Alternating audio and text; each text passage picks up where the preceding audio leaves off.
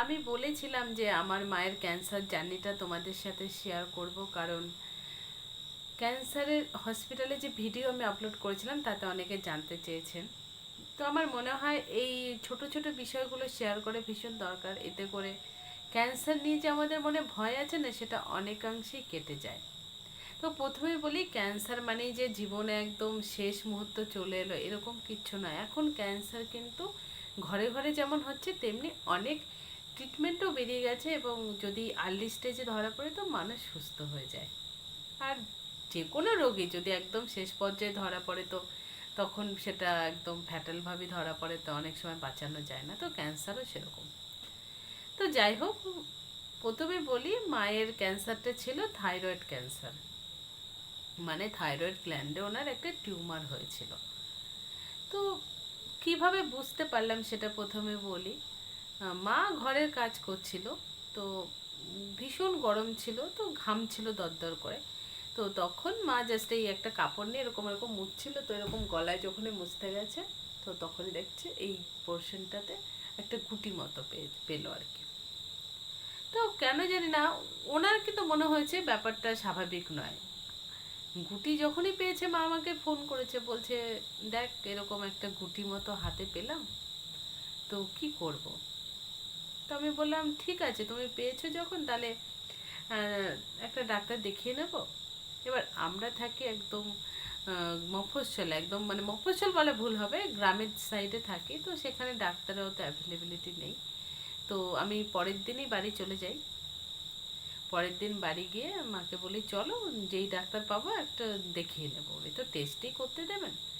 তো সেদিন সেরকম ভালো ডাক্তার পাইনি, হসপিটাল চত্বরে একটা অর্থোপেডিক ডাক্তার পেয়েছিলাম। তো ভাবলাম ওনাকেই দেখিয়ে যায়, না হলে নেক্সট 3-4 দিন পরে একটা ভালো ডক্টর আসবেন, তো ওনাকে দেখাবো। তো যাই হোক, অর্থোর ডাক্তারটাকেই আমরা দেখাই। তো উনি দেখে বললেন যে গয়টার হতে পারে, সেরকম কোনো ভয়ের কিছু নেই। তবুও একটা টেস্ট উনি লিখে দিলেন, সেটা হচ্ছে এফএনএসি টেস্ট। তো যাই হোক, অতটা গুরুত্ব দিলাম না, যেহেতু বললো গয়টার ভয়ের কিছু নেই। তো এফএনএসি টেস্টটা আমি ওখানে লোকালি একটা ল্যাবে আমি টেস্ট করাই। তো লোকাল ল্যাবে টেস্ট করিয়েছি, তো যখন টেস্ট রিপোর্টটা আছে সেখানে না সব কিছু মানে রিপোর্টটা ইনভ্যালিড এসছে, যে কিছু পাওয়া যায়নি। এবার বেসিক্যালি এরকম রিপোর্ট হয় না, হয় দেখা যায় রিঅ্যাক্টিভ কিংবা অ্যাক্টিভ এরকম, ইনভ্যালিড রিপোর্টটা হয় না। তো তখন ডাক্তার আমাকে বললো যে রিপোর্টটাতে মনে হচ্ছে গন্ডগোল আছে, আপনি এক কাজ করুন, আপনি ভালো জায়গা থেকে রিপোর্ট করেন। তো তখন কেন জানি না মনটা না কেমন কু ডেকে উঠলো, কেন কু ডেকে উঠলো বলতে পারবো না, হয় না একটা সিক্স সেন্স। তো তখন আমি মাকে নিয়ে কোয়াড্রাতে চলে গেলাম কলকাতায়। তো কোয়াড্রা থেকেও না টেস্ট করালাম, টেস্ট করিয়ে চলে এসেছি। তো যেদিন রিপোর্ট আনতে যাব,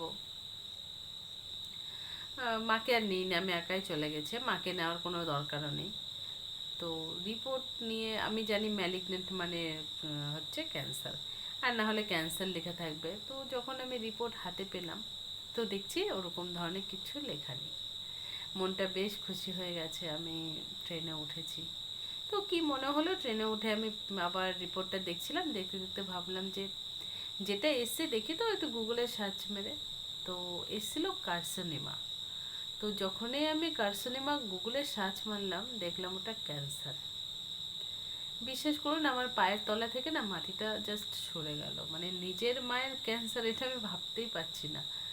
আমার মনে আছে সারাটা ট্রেন না আমি, আমার পাগল পাগল লাগছিল। আমি কি করব, কি করা উচিত, কাকে ফোন করে, আমি কিচ্ছু বুঝতে পারছিলাম না। আমার শুধু মনে আছে আমার চোখ দিয়ে টপ টপ করে জল পড়ছিল। ভাবতে গেলে এখন আমার বুকটা কেঁপে ওঠে। তো যাই হোক, তারপরে যে 2-3টে দিন আমি কি করে কাটিয়েছি আমি জানি না, আমি কাউকে বলিও নি।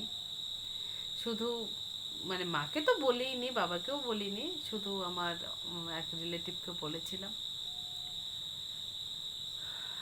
হোয়াট এভার ইট ইজ, যাই হোক, এটা খুব ইমোশনাল একটা সাইট, যেটা আমি